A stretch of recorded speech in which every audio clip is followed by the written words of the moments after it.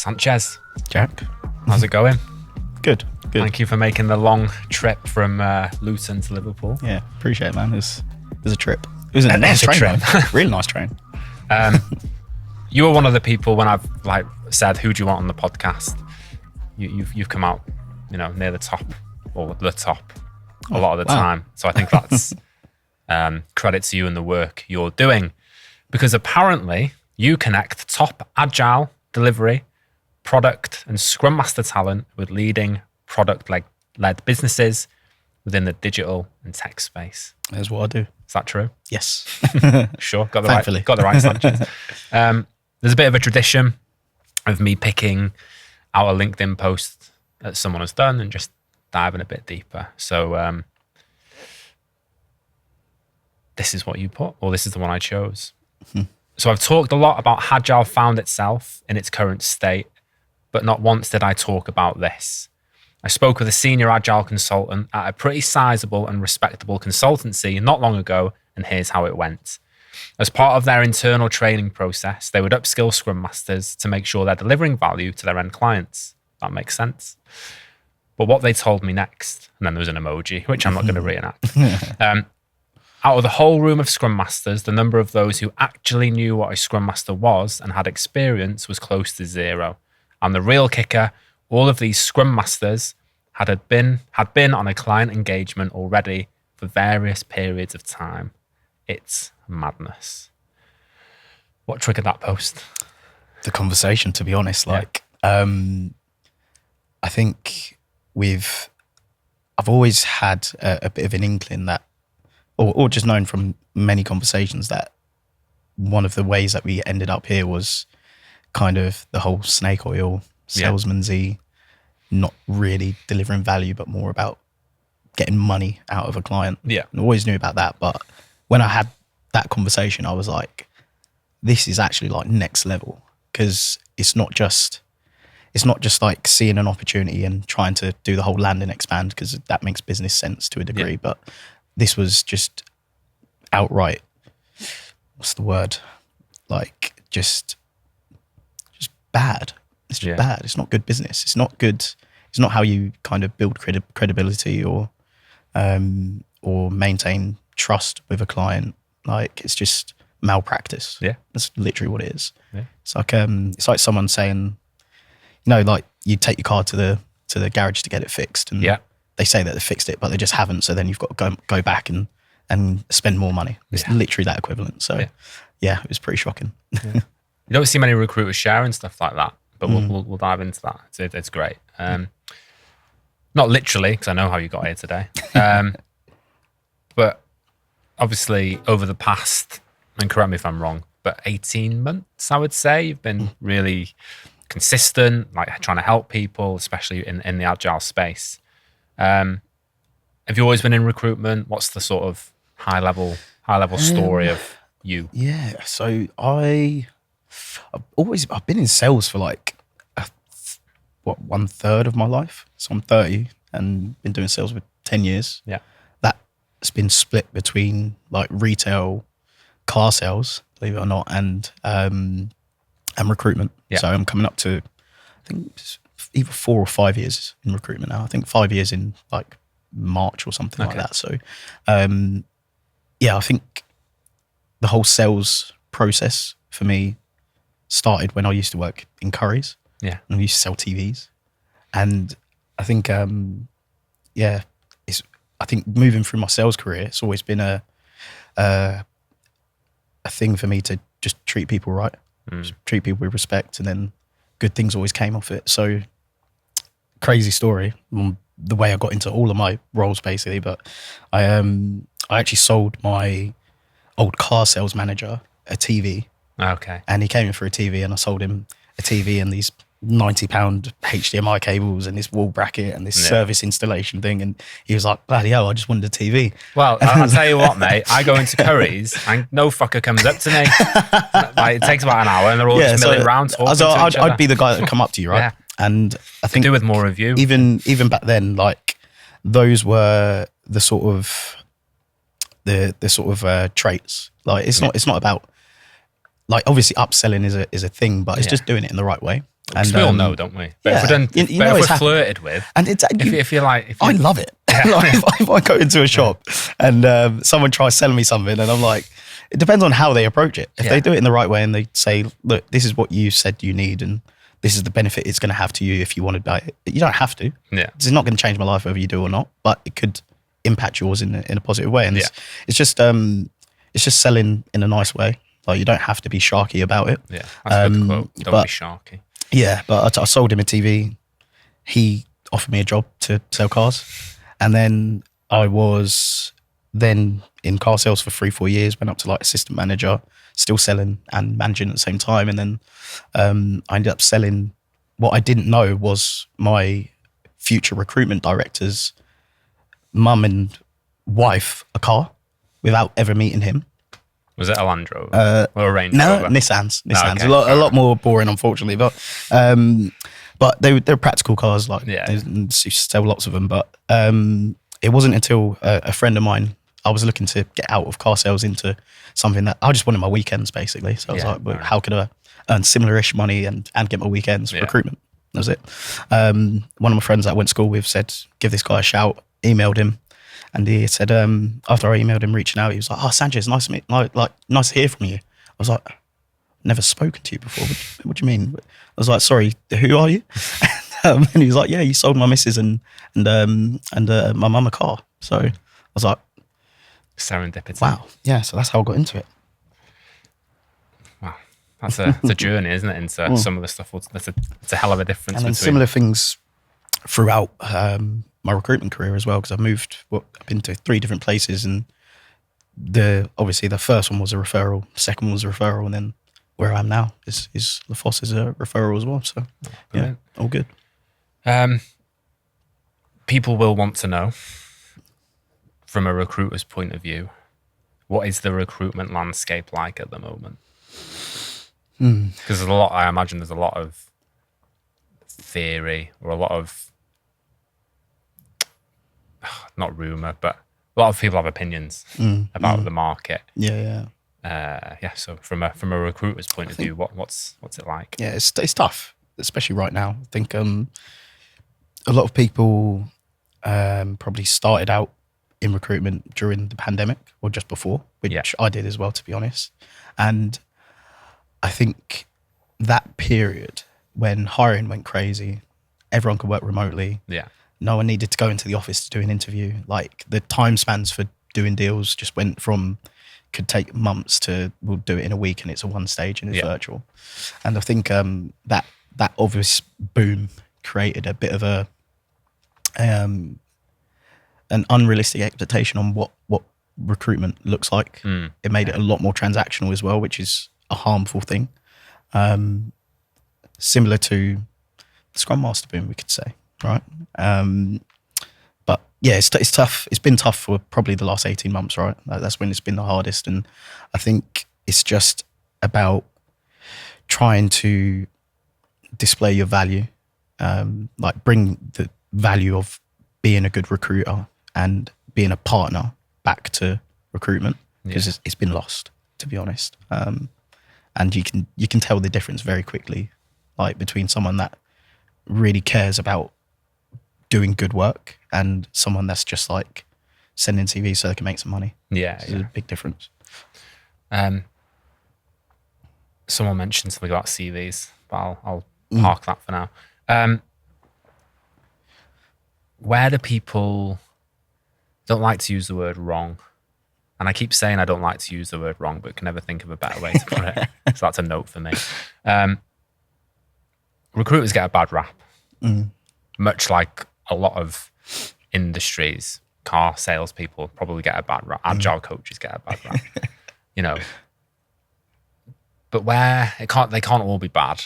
But where do people go wrong when working with recruiters? Do they set their expectations too high? Do they just go in with like a bias of, oh, this person is just trying to make money off me, or they're going to try and harvest my data? Like where do people go wrong when working with recruiters? Yeah, I think the first bit is there's a lot of terrible recruiters out there, and it's not it's with good reason that these kind of stereotypes are there. Like there's no one kind of described salespeople or either car salesmen, estate agents, they all get looked at in the same way, right? And it's You've got a vision in your mind. Yeah, and if you go back far enough, it's because that's exactly how it was. It was like nothing was regulated. People didn't actually care about long term. It was just how can I make a quick buck and then move on to the next person that can make a quick buck off. But I think with the amount of visibility and how important reputation and trust and all of these things are now, like you can't actually succeed long term in recruitment being like that. Yeah. But I get there are still people out there that still operate in that way. There's still like your big kind of like RPO body shop kind of places that do need to just harvest your CVs and pump them out places. But I think where people probably go wrong is not investing time into a recruiter or into just a handful, because it'd be tough to, you don't want to be speaking to like 70 different recruiters a week, right? But I think identifying the people that it's worthwhile being connected to, and then just maintaining that relationship. So yeah, I try and keep in touch if you're actively looking, I'll try and keep in touch every 4 to 6 weeks. Yeah. The longer this tough market's gone on, the harder it's got for me to actually manage that expectation. But then I don't know when, it was probably about 6 months ago, I flipped it and I was like, I'm definitely providing you guys value. Like if I'm speaking to you as a candidate, there's going to be an opportunity for us to work together.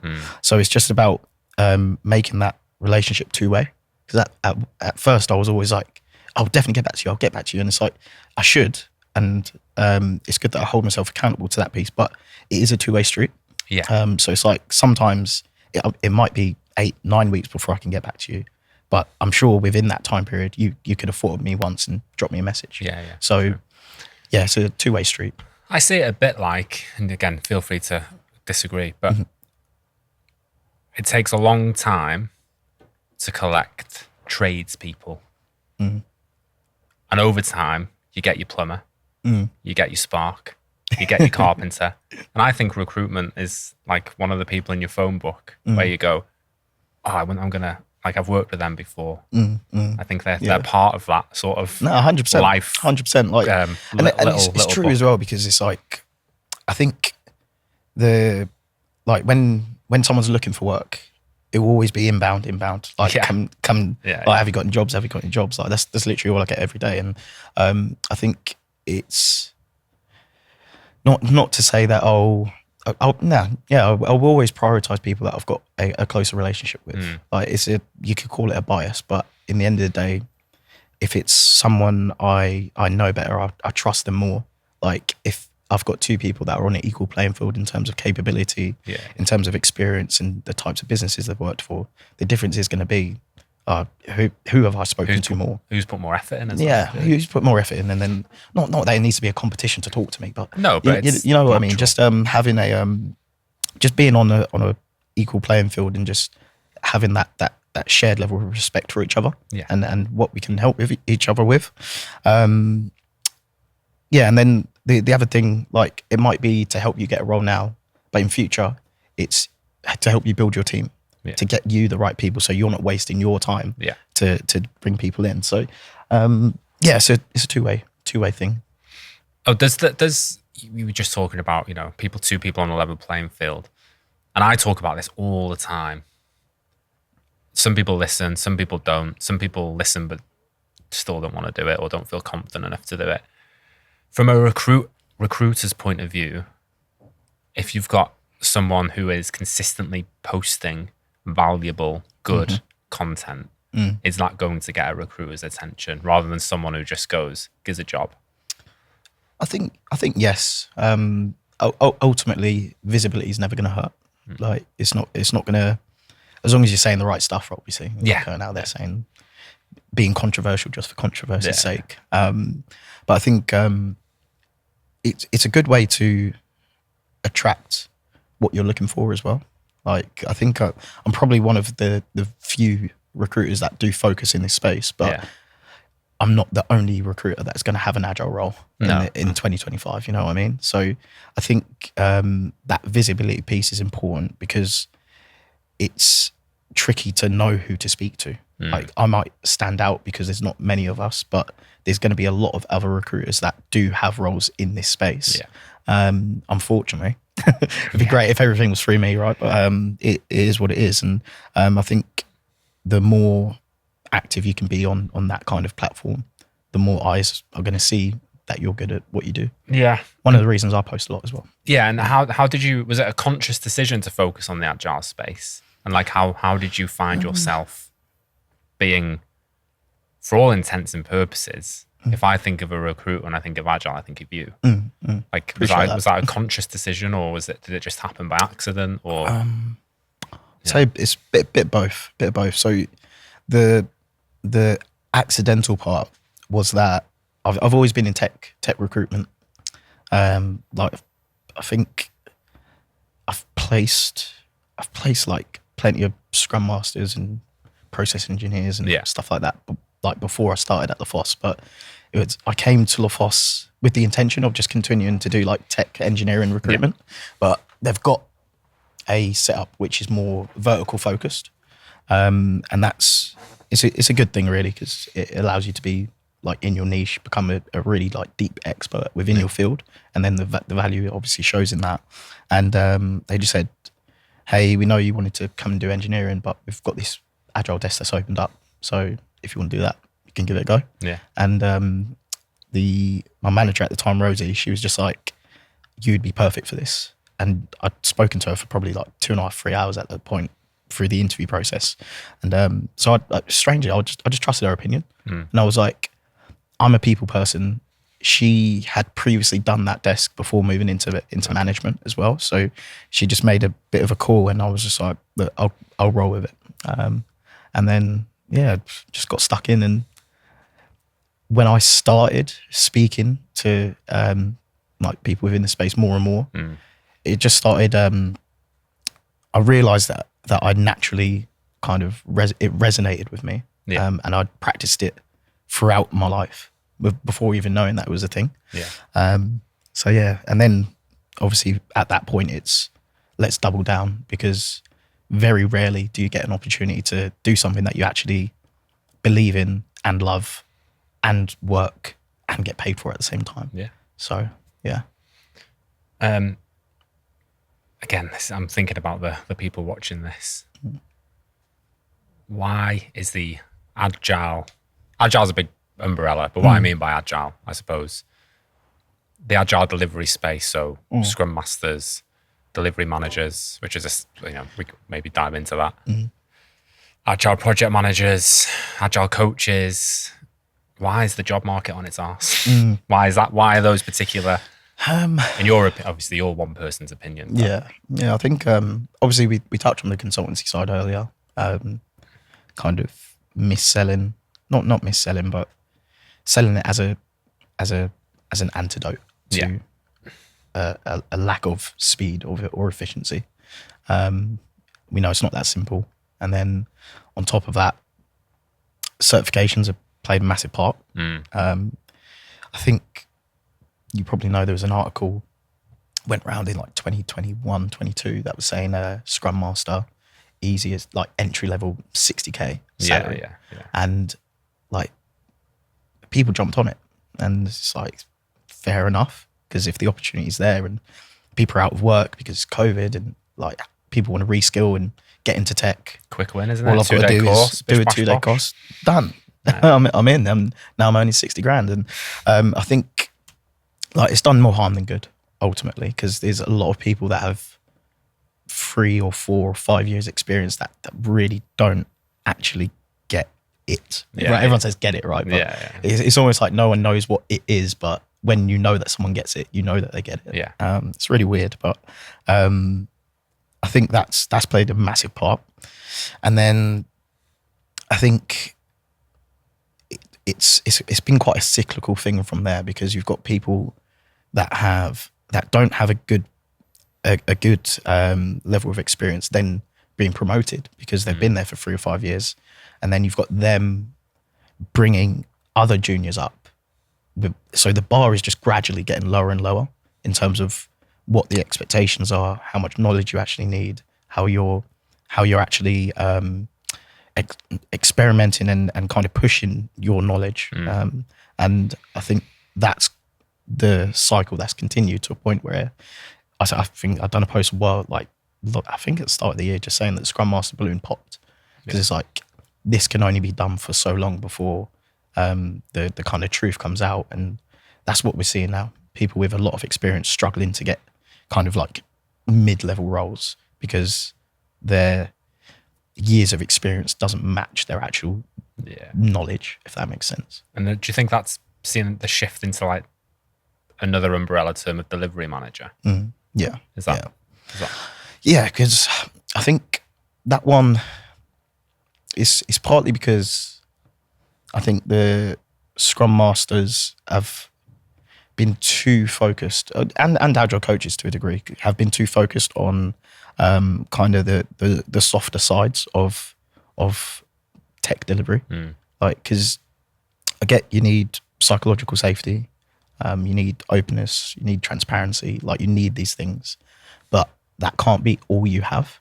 No. Like, and I think it's that coupled with the transformations not working, because these are the focuses of the people that are being put on the ground to deliver the transformations, is why there's now why businesses are saying, look, we don't need this fluffy stuff. We want to get a return on investment. We want to get something back. We want to get our projects delivered. We don't want people to just be nice. We want them to get stuff done at the same time. And I think that is another part of where we are now. I think that covers everything. No, yeah.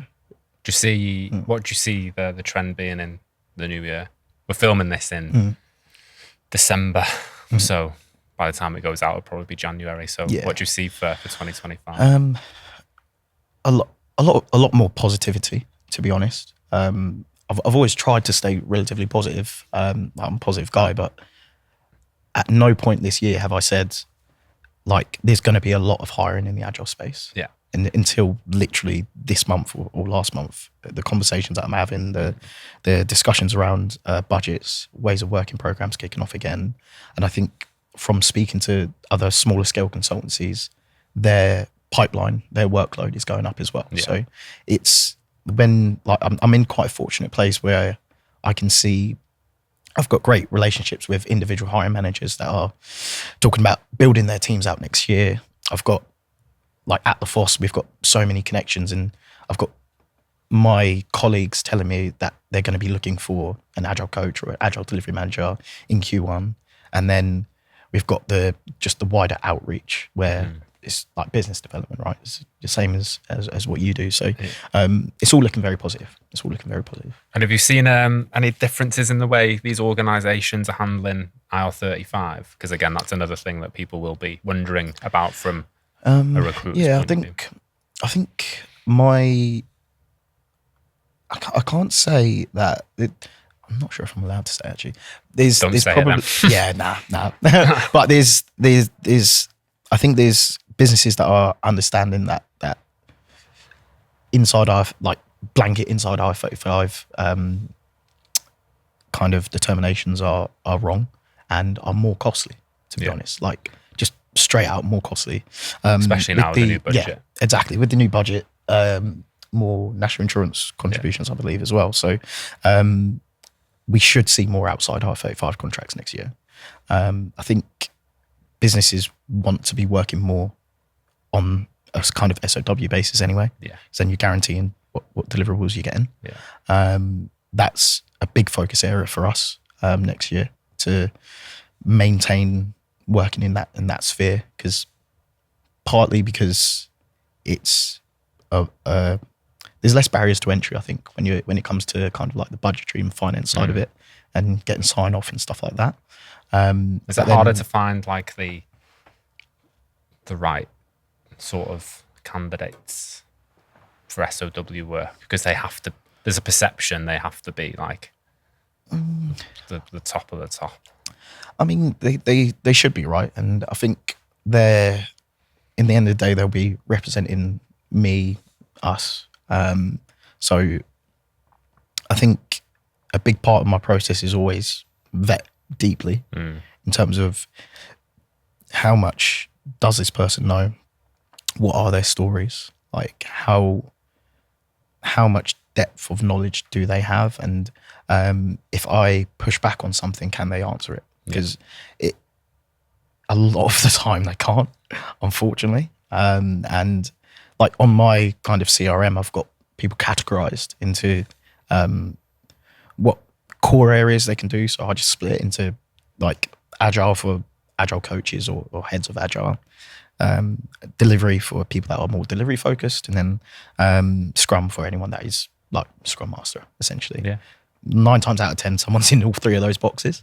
But then deeper than that, I categorize based on the types of conversations I have, and just how like this. Sometimes you'll have a conversation and it's just like, I don't need to think twice about if I'm going to send this guy forward or this girl. And that list is a lot smaller. Yeah. Hello folks, sorry to interrupt this video, but if you have got this far, it would really help if you did subscribe to the channel. Because it's face to face, it makes convincing people a lot easier to travel up all the way to Liverpool to record in this lovely studio. So, like I said, please subscribe and thanks for watching. What advice have you got for people going into the new year or starting the new year? As in for people looking for work, maybe? Yeah, people looking for work. Let's go. People looking. So, one tip for people looking for perm work. One tip looking for freelancers looking for contract work. I think freelancing. I'm seeing a lot more people try to kind of start up their own sort of consultancy, because just blindly being a contractor isn't necessarily getting the returns that they want anymore. Like this year has been a great example of that. So I think the visibility piece, if you are a freelancer, is really important. Like networking, massively important.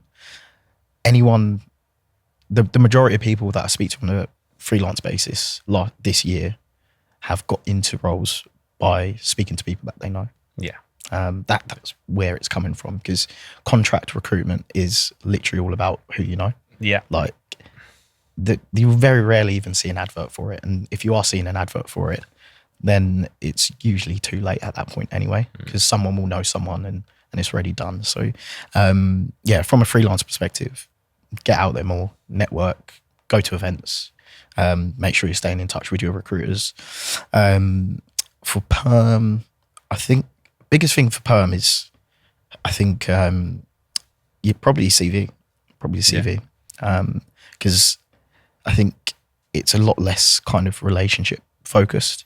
It's more, unfortunately, like applying for jobs, or sending your CV to recruiters who are then going to be putting that out there. Yeah. And if your CV is not fit for purpose, like you're literally just, there's so many candidates in the market right now. The only thing you can control is what your CV looks like, because that's your representation of yourself. And what are some red flags with CVs? CV comes across your desk or PDF. What do you go? Multiple colors. Yeah. Okay. That does me. 2 small fonts and loads of text boxes. How long should it be? 1 or 2 pages? 3? Doesn't matter. No, as long as you're delivering value. Yeah. As long as you're as long as you're not repeating yourself, and what you're speaking about is valuable. Yeah, it should be on there. Obviously, what you was doing as a developer back in 2001 probably not as relevant, right? But I usually say you want to go back about 10, 12 years max, because IT delivery back then is massively different to what it is now. Yeah. Definitely transferable, but the juicy, relevant stuff is going to be what was in the last 10 years. Here's a niche one. Downloading one's LinkedIn profile as a PDF, which you can do. Yeah. and using it as a CV? Yes or no? No, absolutely No. not. Absolutely Ooh. not. Absolutely not. Even as a freelancer? No, because it depends on how much detail you go into on your LinkedIn. This is the good stuff. Yeah. if your LinkedIn is a good representation of you and your brand, then yes. But 9 times out of 10, it's not. Like, I think for most people, and I think the amount of detail that you go into on your LinkedIn profile is usually different to your CV. But that's probably another point in that your CV and your LinkedIn should marry up to some degree. Yeah, because I do it or have done it. Yeah, I'm bad for it, to be fair. And it's sometimes it's worked and sometimes it has. I haven't got no like real data. Yeah. But if someone asks me for a CV now, 9 times out of 10, I'm downloading my LinkedIn profile because it's easier to be to fair, do. I think it's once you've got established business with lots of and you've stayed under that one banner, it's fine. I think. Yeah. But I if think you haven't posted on it for 6 years and you do it. Yeah, and then Maybe you haven't updated you've been to like 8 different contracts and you haven't updated it since 2019. Like, that's not really good enough. And I think even people that are really prominent in the space and have great track history, and they are people that I would send without even blinking, they've sent me that PDF thing and I've gone, I'm not using that because you are too good to not sell yourself at least a little bit. Like, I know, I think that's what's been missing, because I think good contractors haven't had to do that. Yeah, like, fair. And there's also people that haven't updated their CV in decades, literally. All right, very few, but we're still talking 5, 6, 7 years. Because they've been so reliant on because the network. Reliant, and it wasn't wrong to be reliant on it, right? Because if you've always got 2 or 3 opportunities landing in your lap before you've even finished this contract, why do you need to? You've never needed to, but the market's changed. And I think what hiring managers look for has changed. And obviously with the amount of people that you're going up against, like, that's changed. So So if I'm looking for work and I'm on LinkedIn and I see, I don't know, delivery manager role, it's got 400 applications on the easy apply now. Should that put me off? No. I've said this before in the group chat that I'm in, but I think when you see applied, it means that someone's clicked a button, and their CV's been sent somewhere. It doesn't mean that they was a fit. And if that role is reposted, then that number doesn't reset. Okay. So I've had examples where there's been 200 applications, gone through, 3 were right. I've reposted it again. It will still say 200, even though there's only 3 people that I'm going to speak to. And then those people that I speak to might not even actually be good enough, because you can only see so much from a CV. It's when you have the conversations that you can really tell whether someone's going to be right for something or not. And what's your thoughts on people expecting feedback after every conversation? So again, this is maybe a scenario you've been through. You've got 15 people. You've narrowed that down to 5 to put to interview. They've gone to interview, only one or 2 get it. Should all of those 15 be getting feedback, or should all of those 5? Like, from a recruitment point of view, I imagine it's a lot of work. So it's nice to hear the other side of it. It's tough. Yeah, I think everyone needs to give recruiters a bit of a break as well. Like, because I know there's a lot of bad practice, but at the same time, when you're dealing with more candidates than you've ever had to deal with, and there's less opportunities than you've ever had, it's a recipe for, like, not disaster, but it's pretty impossible. Like, if I didn't have a really strict process in terms of how I put my adverts, how I manage my process when I get a job advert out, and how efficient I am with going through it and time boxing my time and all of this stuff. And it's like, when I was new, I wasn't doing this, and it's only with experience that you understand the value in doing these things. And I think there's 14 million recruiters in the world, which is bonkers. I haven't said bonkers in a long time, but yeah, is nuts.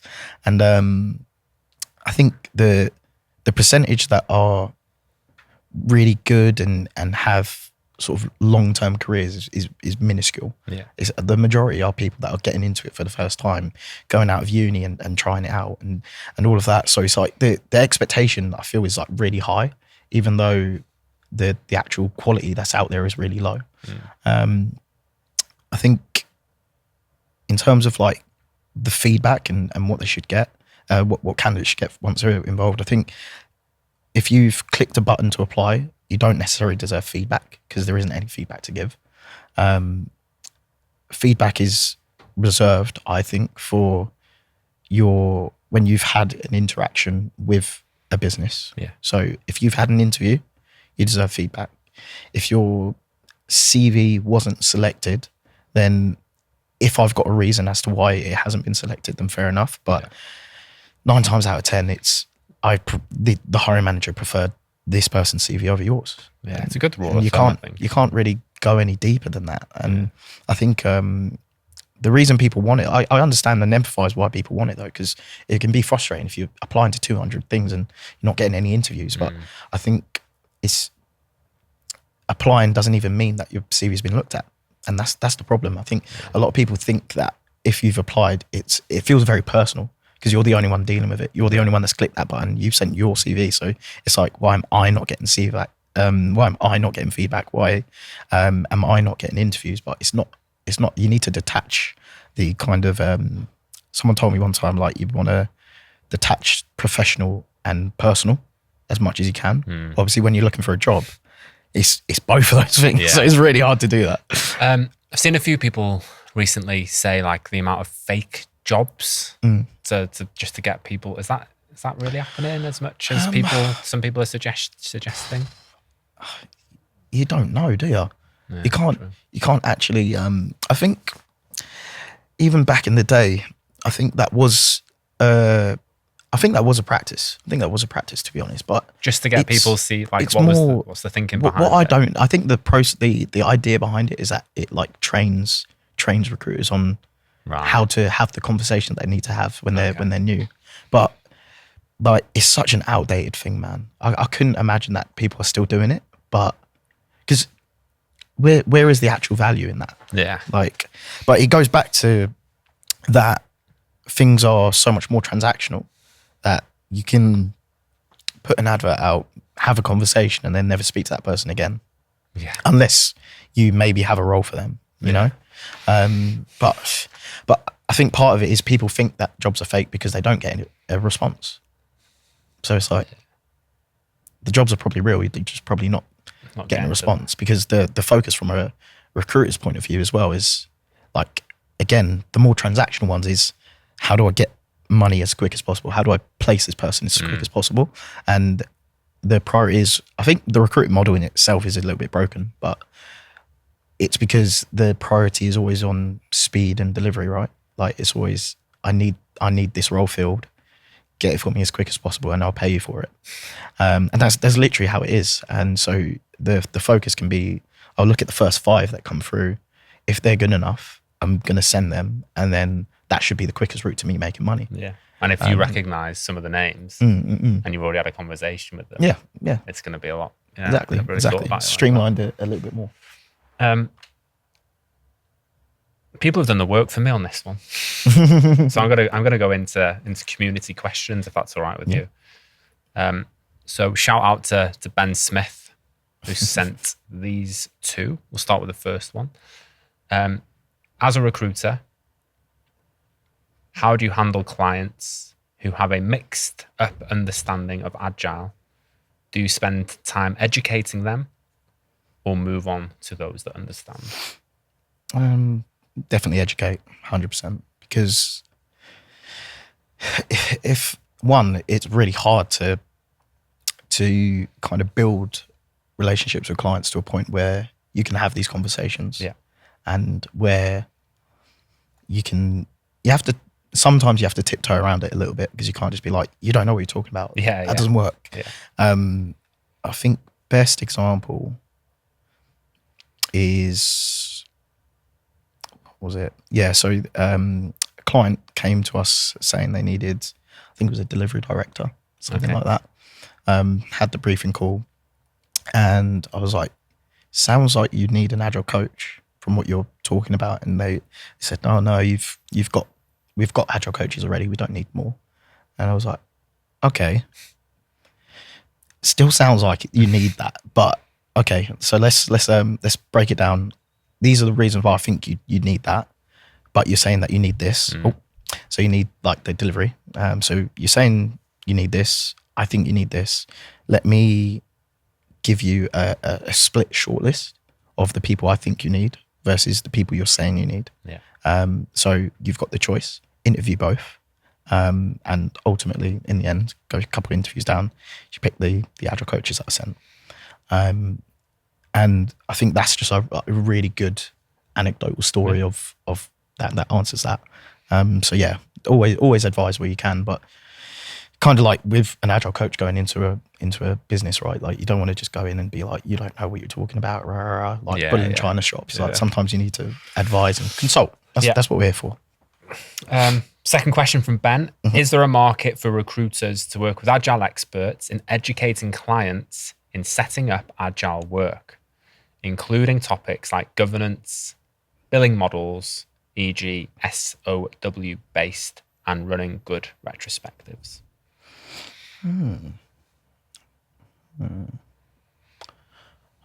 I think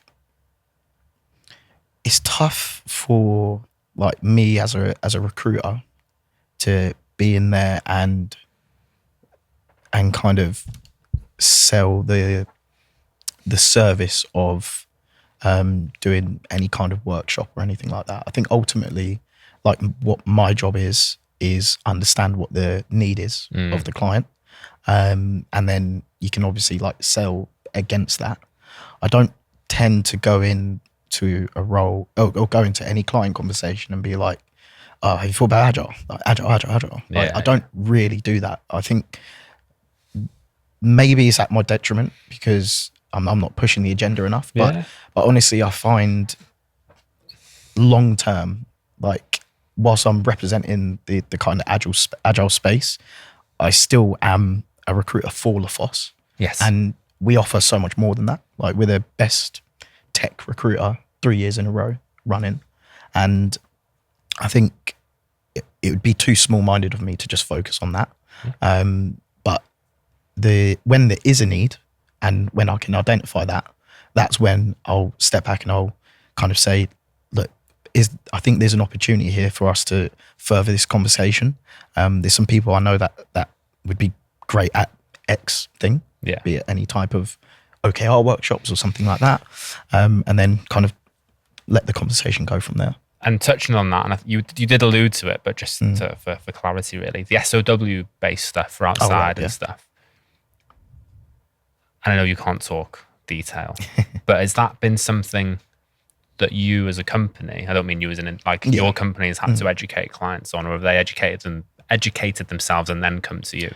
Or is it a mixture of? I would say it's a lot more of us educating our clients now. Yeah, okay. Because that's good. That's cool. Some just don't know that we even offer that. And I think the usual blockers that you can get sometimes when you want to go through recruitment and you've got HR and talent, and you've got headcount issues, and you've got OPEX budget issues or budget restraints, like go down the SOW route and go via CapEx budgets. Now you've got a lot more to spend, a lot less hoops to jump through. And ultimately 9 times out of 10, we can draw up an SOW. So then all of that work is outside R35 as well. So then it's easier for us to get better talent because everyone wants to work outside R35. So I think ultimately it's not the only way to do recruitment, right? No. But we've found that it's a real growth area for us, and it allows us the flexibility to work with our clients in the best way in some cases. Because I think ultimately when it comes to hiring a position, it's always the hiring manager wants the person, the recruiter wants to bring the person in, and there's usually something in the middle that creates a bit of tension, or a bit of tension's the right word, I think, and it just slows things down a little bit sometimes. But I can understand why it's there for if it is there, and when the right people are there with the right processes, it works really well. But I think that's the exception, not the not the rule. All right. Moving on to Kay Tomlinson. Can you give some examples of agile environments you've worked in to build your knowledge? I would say where I am right now, the Foss is one of the most agile businesses I've ever worked in. Constantly looking at how to improve, constantly we have feedback that comes to us personally every 2 weeks, I think, every 2 or 3 weeks, to see how we are feeling and what our motivation looks like. And it's called Office Vibe, but we do that on a bi-weekly basis, I think. And whenever we do internal events, whenever we do external events, we are just feedback crazy. And that's kind of seeped into the work that I do. If I have a role, I will always have a feedback call, whether I've placed it or not. I had a really tough one I was working for 6 weeks on, and I just couldn't nail it. Couldn't nail it for one reason or another. And but feedback call's still in. I'm going to run through and see where I could improve, because that's what it's about. I can't sit here as an agilist and not want to ever improve or get feedback. Perfect. So Chris Bickersteth put this in our Everyday Agile Slack channel. So I'd be interested to know how a recruiter has found the change in direction within the market as things to appear to shift away from traditional agile to more delivery-focused roles. Do you see that going back to hiring more Scrum Master agile coaches? I think the question is, inside the question, you've got the problem, because agile and delivery aren't seen as one thing. It's you can either be agile or you can be delivery focused, and it's they are, the whole point of agile was to deliver better.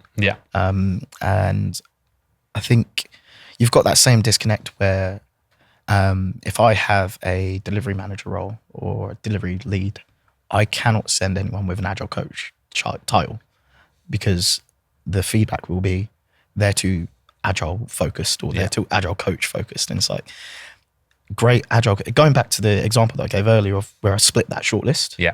I sent that agile coach forward for a delivery lead role, and she's thriving right now and she's having so much impact. And I think it's just about educating again.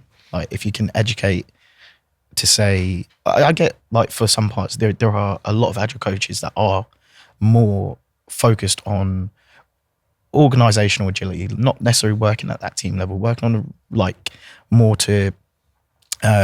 with the C-suite, I guess. And they are going to be a little bit further removed from how do we get stuff really done. So I understand from that aspect, but I think a lot of hiring managers are just tarnishing agile coaches with the same brush, and that's why there's not been any agile coach roles in the last year. But I think it is coming back. I think I didn't touch on one of the impacts of why the agile space is in the state that it's in, partly financial. We've been through recession, toughest financial market, toughest job market that we've seen since the 90s, I think. And in a time when there's redundancies and people don't want to spend a lot of money, you're not going to be focusing on how you can make incremental improvements. You're focusing on how you keep the lights on. Focusing on how you can keep the team that you've got as lean as possible. And that's one of the contributing factors as well. Cool. Final one, but from Chris again. With the introduction of so many AI tools, writing and developing CVs, how do you cut through the CVs that they receive to identify those with true experience and understanding of agile practices, rather than those who talk a good game with buzzwords and theories but little understanding of the reasons and practices? I would also add to that, and the ones that have been generated by AI. How do you cut through that? There's no trick to it. You got to talk to them. That's it. That's it. And that's where I think my value add is, to be honest, because you can get all the CVs in the world, but you're not going to be able to really get into the meat and bones of someone's experience unless you speak to them. And it's a timely operation, and it's what I do every day. So I think, part of the value add is the time saving aspect, right? Because I remember speaking to someone, and it was like, this was only a few weeks back actually, and he interviewed 23 Scrum Masters, and he was like, 2 were okay. Like, that's wild numbers. And think about it, like, just time wise, like, that's at least like 6 hours gone.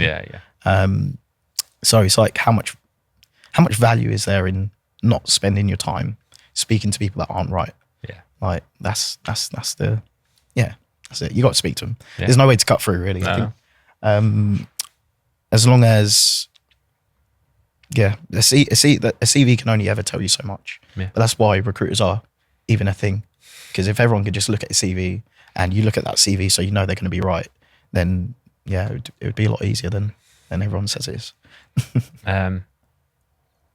If you're happy to, or happy for people to, where can people get in touch, reach out, message? LinkedIn is the one. I think it's hard to manage even my LinkedIn now, to be honest, because obviously the following's grown. I think I've gained like 6,500 followers this year, which is like crazy.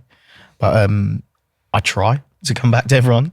It's quite impossible, but I think I'm always speaking to more people, because I never want to get comfortable, complacent, and think, oh, I know everyone now. I'm done now. Don't need to speak to any more people. There's always new people that I haven't spoken to. Even when I think I've got everything kind of locked down, it's like, have you spoke to this? But literally yesterday, actually, someone said, oh, do you know this guy? And I was like, I think I know the name, but never actually spoken to him. And he's like, he runs a very successful agile consultancy.